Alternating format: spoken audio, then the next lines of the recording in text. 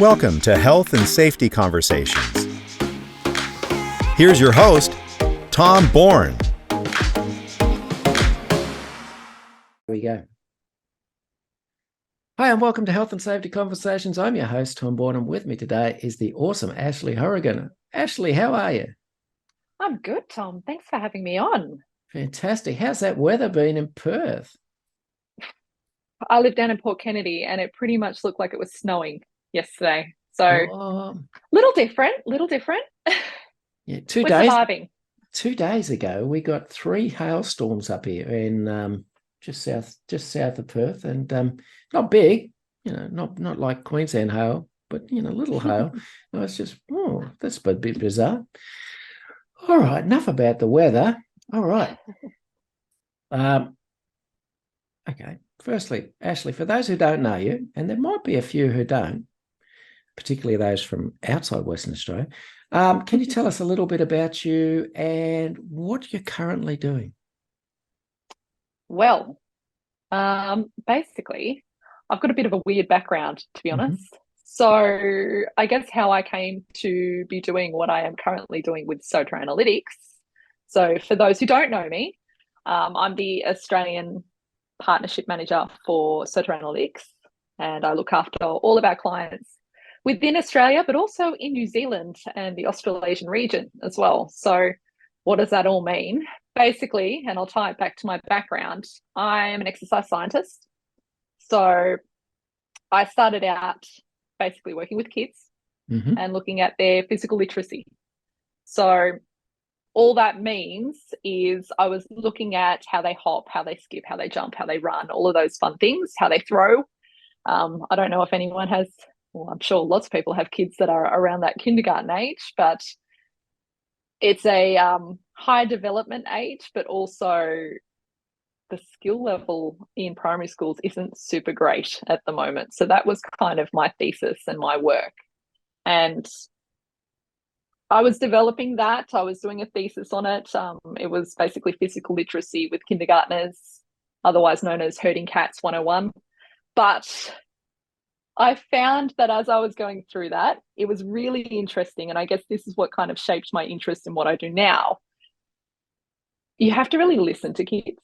You have to really slow things down and make sure that you're explaining things really carefully. And then being able to put into practice what they're requesting, which is always interesting, but also being able to design better programs as a result. So based on that, I started working with adults as well in the general population. I was doing a lot of fitness training with HBF, the good old HBF sessions that they used to run in Perth, and there'd be 120 people at each session. And I was also training people at like a physio clinic as well. And what I was seeing is that a lot of the people that were coming up to me after class or coming to me for one-on-one programs were people that had hurt themselves at work. So these were people that had maybe hurt their backs, hurt their shoulders. Lots of the jobs that they were doing were really repetitive as well. Overreaching. It was usually doing a task that they knew was a bit poorly designed, but they had to do it because they were at work. And I was just seeing it over and over again. So that kind of drew me into that whole on-site injury prevention, workplace health and safety field. And then I ended up at Soter. So basically Soter Analytics. So we develop injury prevention technology. It's wearable technology with haptic feedback. And then we also have AI vision recognition software where we do risk analysis. And basically, I find that it kind of accumulates everything I've learned about my career so far. You have to listen to people to understand where to focus the risk management strategies and the safety initiatives. You also have to listen to them to make the insights from the wearable technology actually make a difference in the work design side of things. And as with any AI technology, you also know I have to ask the right questions. So yeah, that was a really long answer for your initial question, but basically that's my background. that's how I've gotten to Soter Analytics, and that's roughly in a nutshell what we do now. Very good, very good. And it's taken out about 3 questions out of the pack because you've just two. That's awesome. And we'll call it no quit. No, we won't. No. All right. There's a couple of things you mentioned there. And one that I was. There's not much that surprises me these days. I don't know. I've seen a few things. But the term physical literacy, never heard of it, and particularly with children. My wife's got a very strong early childhood background in it, and I think she'd be curious about that term too, because some of the things she used to do was keep track of and monitor children's development in being able to do certain tasks well, physical tasks, etc., etc. And it was quite startling when you actually got to know the children, and you could see certain children would struggle to actually climb or climb up and down steps and stuff like that, particularly when everyone else in the group was having no trouble, and you'd go, what's going on here? So no, that's fascinating for me. All right. Wearable technology. Can you fill me in on something here? You mentioned a thing which I don't know what it is, so I'm going to ask, what is haptic feedback? It's a really good question. So haptic feedback is basically beeping and vibrating. Okay. So it's feedback that the user can feel or hear or both, and that can potentially cause a behavioral change. So I guess the big difference with our wearable technology, there's some good companies in the space, definitely, but I guess what differentiates us is that our wearable technology, it collects data on how people move. So when they do a poor movement, so say, for example, a poor forward bend, so a bend going forward past 90 degrees, when they come back up to standing, it will beep and it will vibrate and it will let them know. So over time, because it's supposed to be annoying, we will try to avoid it. And we will learn that actually when I do that movement and I come back up and it beeps, it means that that's not great for my back. And if I continue doing it, I'm at risk of a back injury. Okay. So I'm going to bend my knees. I'm going to move a little bit better. Now, it's a really important point, and I think this is with any technology as well, that we don't want to just focus on the behavioral change aspects. The haptic feedback is fantastic. And this ties back to that physical literacy idea, right? When we're kids, if we've got poor physical literacy, it means that we don't necessarily know how to run, how to jump, how to throw a ball properly. And, I'm sure lots of people have seen that in their own kids, and, you do little activities and games and that sort of thing, trying to improve it. Then we go into, our adult life, our working life. Some of us maybe have never learnt quite how to move properly or how to lift properly. And I see that every day in the gym, but we don't want to just focus on, behavioral change and movement change. We also want to focus on, okay, we've got all this data that we've collected that this workforce are doing a lot of twisting and a lot of poor bending day in, day out. They're improving through the haptic feedback, and that's great. But let's also have a look at the task from a work design perspective.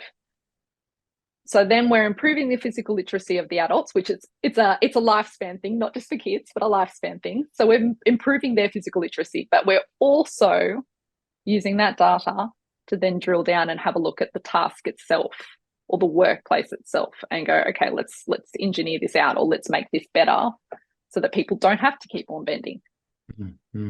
I like that. I like that. And I'm glad you addressed the bit about behavior, because my first thought came into mind was, this sounds a bit like classic behavioralism, where we're rewarding and punishing through instant feedback. And then I go down the memory lane of a Simpsons episode where when people said the wrong thing, they got electric shocks from each other so that they were conditioned. Or I remember it well. Yep, absolutely. We don't shock people.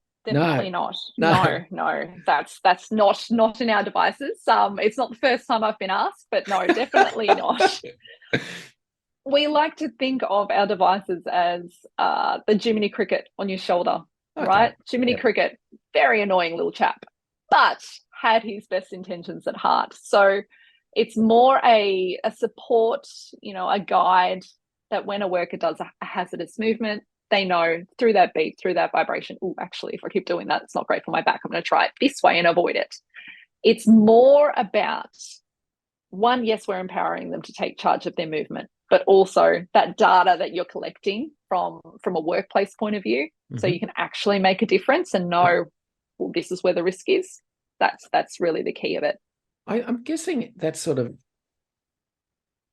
constant feedback that people are getting is actually a lot more effective than having occasional safety observations done by having a safety officer come out, and also takes the stigma off the safety officer of being, the safety police or the safety Nazi, basically telling people how to do their job.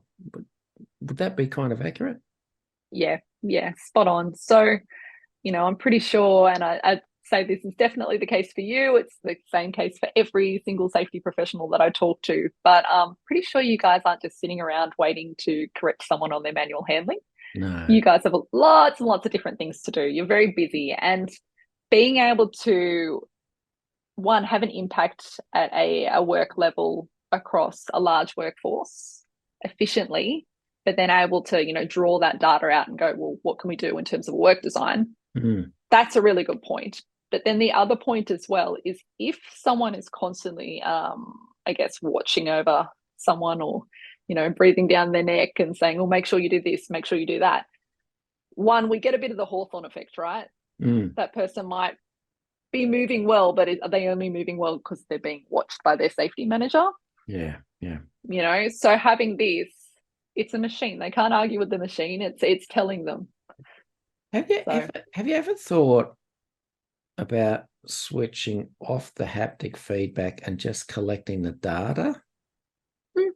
Yeah. And there is definitely workplaces that can do that if that's what they want to do.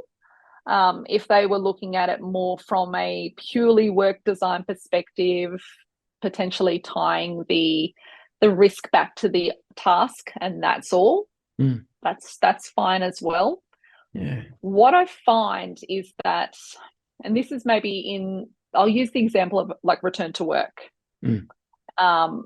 Say someone's come back from a work-related injury, potentially it was a back injury, and they've come back after a certain period of time. They've had lots of physio treatment. They're good to go, been cleared by the doctor, but then they come back into the workplace. Now, we know that people decondition in 2 weeks.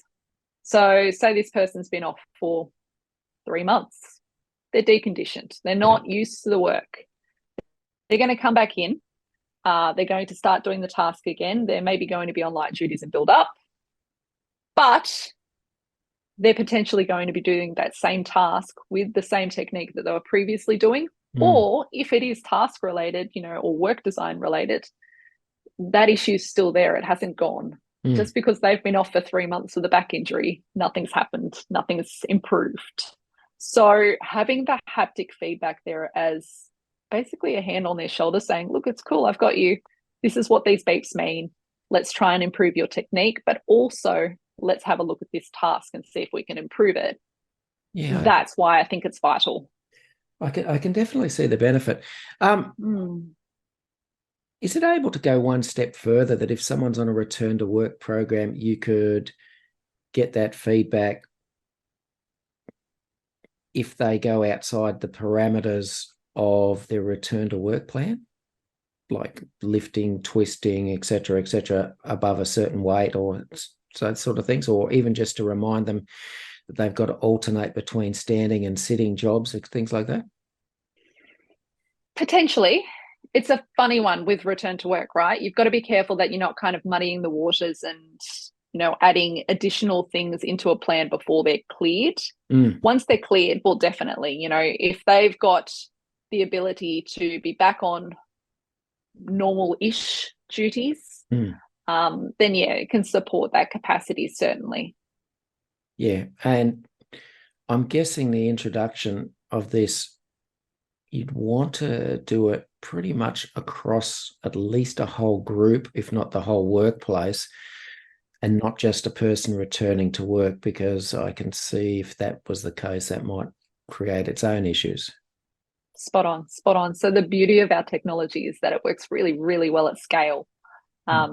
If you're using it to just target, one or two, okay, that worker's going to get the benefits of the haptic feedback and improve their movement and look at it from that way. But what you're really looking at is you want the data of the whole workforce. You want to see how everyone's moving in all the different areas so you can actually improve that work design. Yeah. And I think the great opportunity there is more than the just feedback device. It's improving the work design. Once you're able to, get that data. I mean, that's a big thing. You mentioned manual handling training. What's your impressions of manual handling training? Is it effective or not? Well, as someone who has both sat in many manual handling inductions, as well as someone who is on the other side of it as well, no, I don't think it's effective. I think that sitting in those PowerPoint, like, I'm not a death by PowerPoint person by any means, but I think you can almost pinpoint the exact moment that people glaze over, right?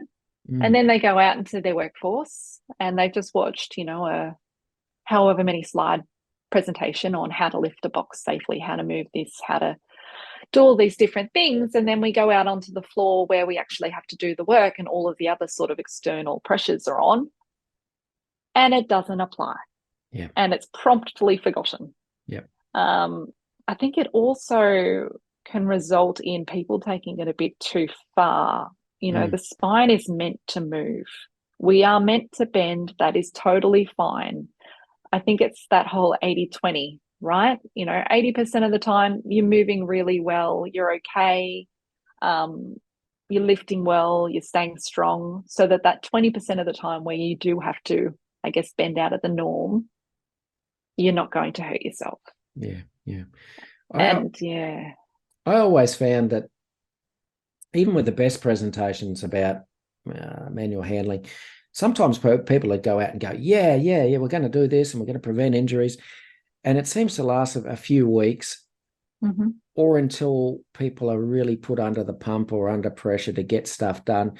And then I don't think it's a conscious decision, but I think subconsciously, once we've got enough pressure, we revert back to what we're comfortable with, all the old ways. And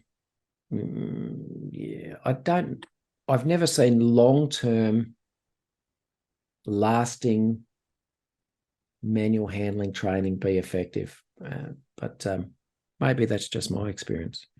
No, it's definitely my experience too. It's an interesting one, purely because there are so many companies out there that still run it like that. I think it's a case of maybe they haven't sort of crossed that next step to take on technology and make it more efficient. But I just think, then that same person is going to go through that same presentation in a year. They're going to do a manual handling refresher, or even the ones where they do it on the computer and they kind of just tick the boxes. Yep. No. Even if you look at the hierarchy control, engineering, work design is slightly higher than perhaps, I don't know, policies and procedures and training. But we always seem to go for the easy, or what they call it, low-hanging fruit, because it's just easier to do and tick a box. Spot on. Okay. Musculoskeletal injuries. That's what we're hoping to prevent. What are they? So, in the work context, if we say musculoskeletal injuries or MSDs, so musculoskeletal disorders, we're talking about your sprains, your strains, pulled muscles, all of those sort of things. So, if someone's hurt their back, if they've strained their shoulder, maybe they've done a knee, something like that, that's what we're talking around musculoskeletal injuries. So it's a big problem, problem. Soft tissue injuries, would that characterize it? Sort of. more looking at, your back injuries and those sort of things. You're not necessarily looking at your cuts. And the interesting thing is that when, obviously we deal with a lot of companies globally, and everyone reports things differently. Oh, yeah. So you have some that are musculoskeletal injuries, you have some that are, maybe cuts or bruising or something like that, and they're all kind of lumped in together. So that's always really fun for our data analysts to go through. But so we're mainly talking about kind of your sprains, your strains, and your injuries like that. So it's a big problem. It's a big problem in Australia. It's a big problem globally. Yep. Most common type of injury? Backs, lower backs. Yep. With lower backs, it's an interesting one because you're looking at like 2/3 of adults have back pain at some point in their life. So it's almost the minority that don't have back pain. But, you're going into the workplace, say you're potentially bending and lifting and overreaching and all of those fun things. As an adult, you're very likely to hurt yourself if you're not moving well or if the work is poorly designed. So, yeah. Okay, MSDs. Are they preventable, or is it just a matter of attrition? I think they're largely preventable. Definitely. Big part of it's work design. I know I keep saying it, work design. That's my thing, is that if we can improve the work and make it better for people, I strongly believe that we will not hurt as many people. Yeah. Accidents happen. Of course they do. And if anyone says to you, I can prevent every single accident that you've ever had or are ever going to have, good luck to them. Yeah. Because the thing with accidents is we don't actually plan to have them. No. But I think that in terms of musculoskeletal injuries, certainly they are largely preventable if we can help people to move better and make their work safer. Yeah. I'll tell you what, I say to students sometimes, I say, I can make any workplace 100% safe. And I say, do you believe me? And they all go, no. And I say, well, I can. It's just I shut the business down 100%. Basically. Yeah. Shut it down, lock the doors and turn the lights off. There you go. Right. That's right.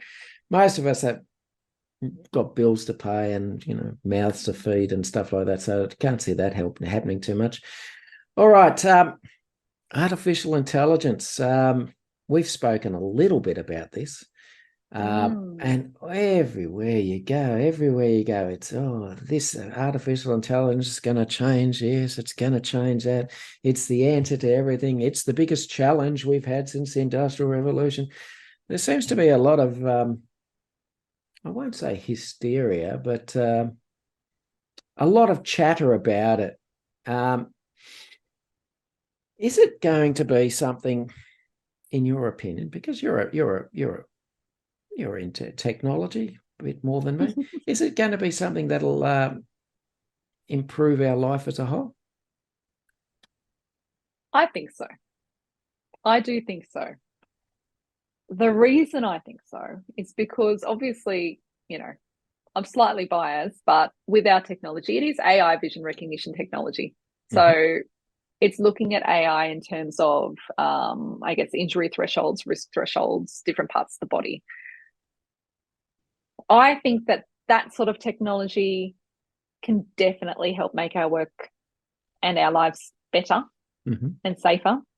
I think that there's lots of technology out there that we're already using that's AI driven that people don't even sort of tie to AI. I don't know if anyone's seen lately at Woolworths when you scan something, maybe it's a piece of fruit and it picks up, that it's broccoli, or picks up that it's like this. Well, that's AI. That's color. It's color driven.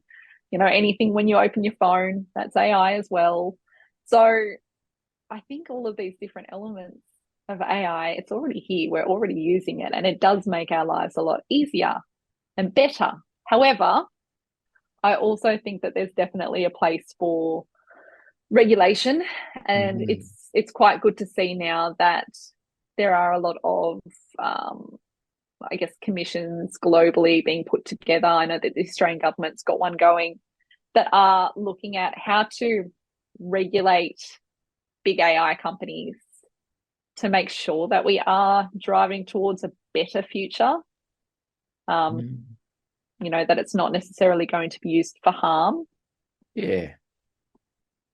Yeah, but I agree. It is everywhere. It's on all the TVs at the gym. It's on all the newspapers. It's every time you answer your phone. It's AI. Something is going on in the news. So I would say hysteria is actually kind of the right word. Yeah. Yeah, there's a lot of interest. There's a lot of, you know, positivity out there about it, but a lot of people are also quite worried. Yeah. Yeah. My manager, he spoke to me the other day. He said, it's an interesting point of view. He said, are we less than 30 years away from the Skynet scenario in Terminator, where the artificial intelligence has progressed so far that it's worked out that humans are a threat to the planet, and so it tries to exterminate them. Completely fanciful? I think that we are a very, very long way away from anything like that happening. Hopefully, people learn from not necessarily history, but movies. Yeah. You know, they've seen what could happen, Skynet, Yeah. and they learn from that. But at the same time as well, I think that all of these regulatory commissions that are coming together are a really great step. And yeah, I think, you know, if robots turned around and decided that the humans are a threat to the planet, geez, I don't know, that's a whole other conversation, right, Tom? Like, are they wrong? I don't know. I got to tell you, I was constructing a little book made out of purely using ChatGPT. I tried to get it. I said, you know, write me a song which blames the worker for workplace accidents, and it actually gave me a lecture why it wouldn't do that. It's, you know, workers are not the problem. Blah blah blah blah. It was giving me this moral lesson about it. I was like, I was only joking, dude. Jeez, come on. Oh, that's great. Had its moral compass on. I love it. Yeah. ChatGPT does not support behavioralism. All right. No, that's interesting. Yeah. I wanted to take a screenshot, but I missed the opportunity. I was like, oh my God. All right. AI, the way people are using it currently with all the latest, we've got Google Bard, we've got ChatGPT. You know, again, people using it for everything. I saw one of my former colleagues put out an article today about how he's been using it to design assessment tasks in vocational education, and I sort of cringe at that, but he was very proud of it. But hey, he also deals with firearms, and I go, oh, what could go wrong there? But perhaps I do have a concern that if we become very reliant on using these systems, which are basically regurgitating information from the internet, do you think there's a possibility that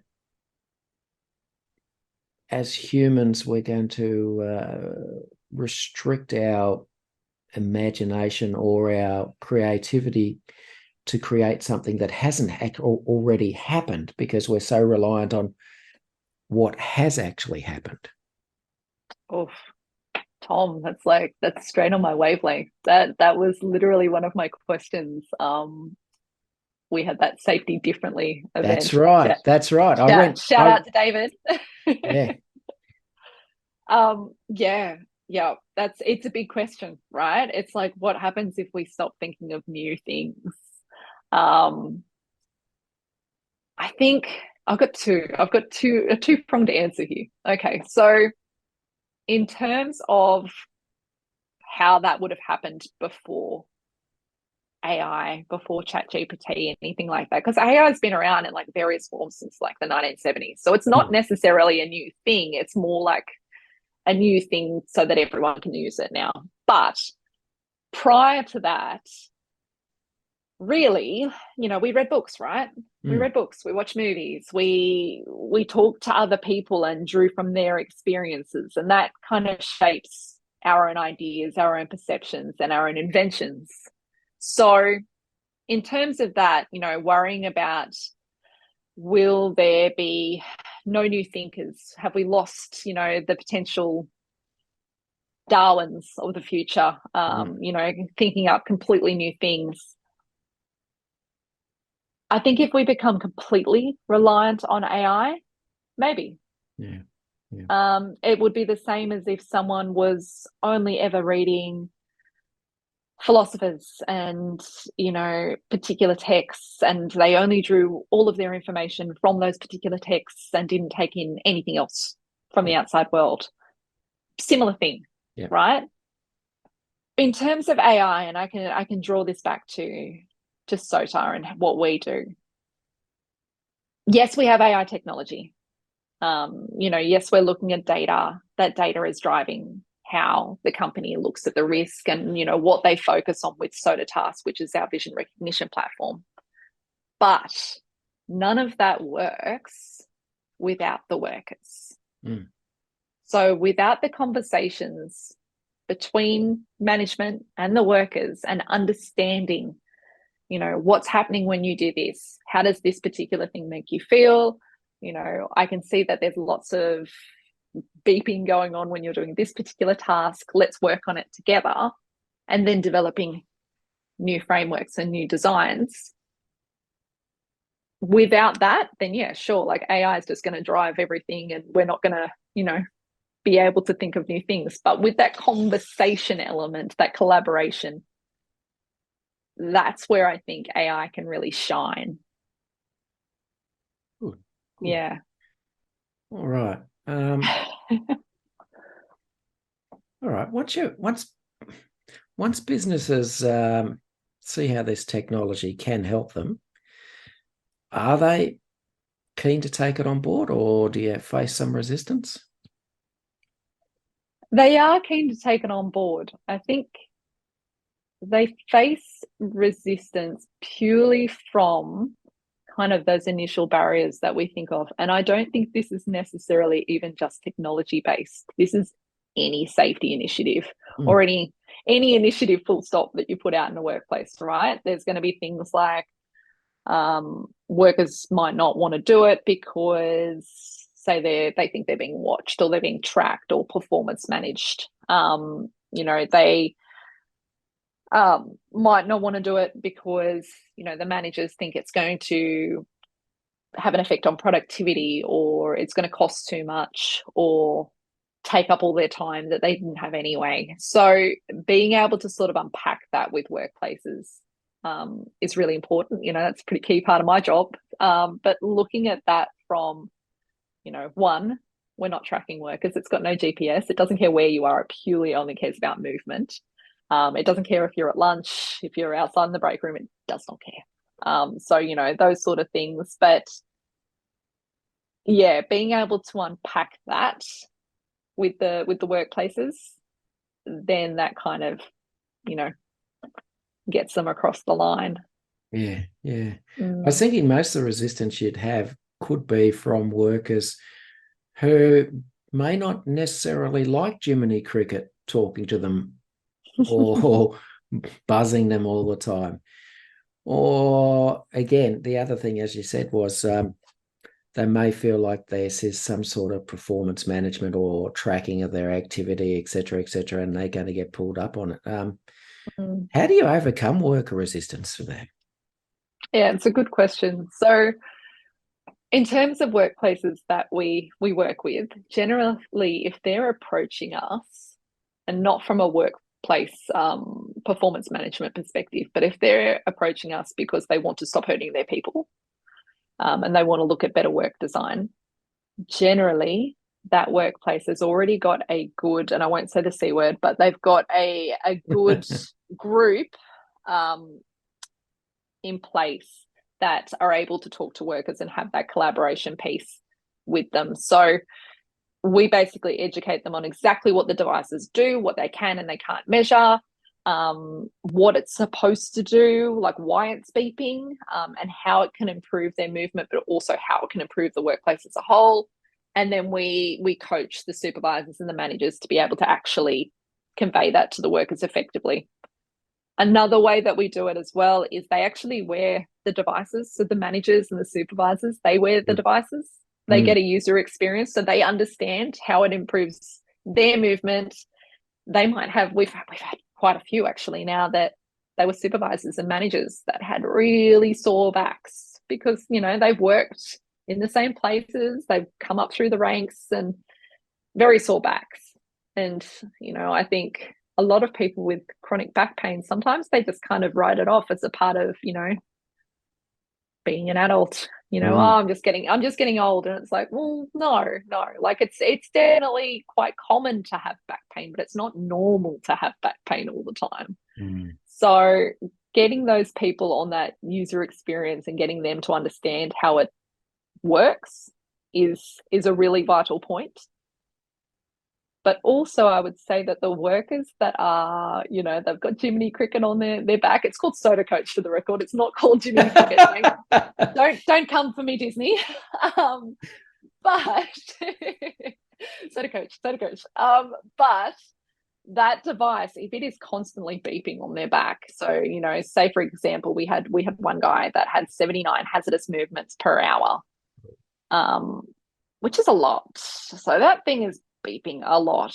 And this was, you know, paw bending, twisting. So twisting, you get 3 little beeps. And then there's also an element which is called our intensity model, where basically if you bend and you're kind of overreaching, lifting something that's a bit too heavy for you, and you kind of use that momentum kind of jerkiness to get it up, it'll really beep. It beeps 3 times quite loudly. So, you know, he was getting those 79 times per hour. And, you know, basically he said the same thing. I don't want this thing beeping on me all the time. And we said, well, the reason why it's beeping on you all the time is because of these movements. Let's work on this side of things. And then let's actually look at the task that you're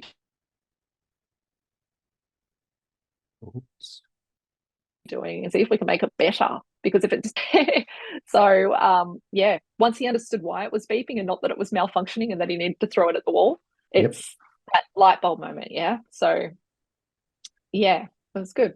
Yeah. I don't know. I certainly won't tell you what to do, but I would think perhaps having the managers and supervisors wear it for a while before you impose it on workers, so that the workers can actually see what it does, when it does it, and stuff like that, is probably half the battle. Because the other thing I just ask is, having been a worker, and I still am a worker for most of my working career, I've seen workers who are, we all are, incredibly resourceful in getting around safety control systems, shall we say. You know, the ones that have worked out if you put a flat screwdriver in this part of the forklift, then the speed limiter doesn't work. Or if you take a guard off this piece of machine, we get extra 20% production. Workers are incredibly resourceful at thwarting systems. How do you go about preventing that? It's a good question. It is a good question. And I think with any technology or any system for that matter, you're always going to have maybe 1 or 2 that game the system, right? I think it really comes down to that education piece. So helping the workforce to understand by the managers, by the supervisors, because look, I can walk into a workplace and, you know, say, this is why you should do it. And you shouldn't do this because you're going to hurt your back. And, you know, if we don't improve that, everyone's going to keep getting hurt. Like, you know, I can do that. That's fine. But no one's going to listen to me. They're not going to take notice of the Soter person. It comes down to their supervisors, their managers, their colleagues, to be able to understand, actually, this is why we're wearing these devices. This is the benefit that they can have for us. Okay, yeah, it might make me move better, but also my workplace is going to get movement data that they can actually make a difference for us and make our workplace better. Being able to really have that education piece, that's kind of the key there. You're not going to be able to change every single person's mind on the planet. You know, there's always going to be that. But if they start seeing changes in their workplace, so not just, you know, talking about it and going, yeah, we'll do it one day, but actually acting on the data and improving things, then hopefully the tide will change a little bit. Yeah. I was just thinking its success would be very closely linked, I think, to actions being followed through, not just collection of data, but collection of data which leads to changes. Spot on. Yeah. So there's a case study on our website actually, and it's from Advix. So Advix are a brake manufacturer in North America. I think pretty much most cars have Advix brakes, and based on the data that they got from wearables with their workers, there was a significant change in risk, and that was great. But at the same time, they used that data to then go to a few of their workstations and actually make engineering changes. And they were tiny changes. They weren't, you know, even significantly costly changes at all. Tiny little changes, and they made a huge difference in the risk. Yeah. And for the workers to see that, it kind of completes the loop, right? The workers have given, you know, they've improved their movement, they've given their data to the workplace, they've then used it from a work design perspective, and then we're going back around and the workers are safer. Yeah. That's what we want. Mission accomplished. Ashleigh, I'm basically, I think you've answered all my questions, to be honest. So and this is a rare thing for me, but I'm running out of things to talk about. So we might call it a day there. Be absolute pleasure talking to you, and I look forward to speaking to you again and maybe seeing you at the next AIHS function or the book club, perhaps. Oh, absolutely. I wouldn't miss a book club. Okay. Thanks for your time today, Ashleigh. Thank you, Tom. Thanks for listening to Health and Safety Conversations with Tom Bourne. Until next time, stay safe and enjoy the rest of your week.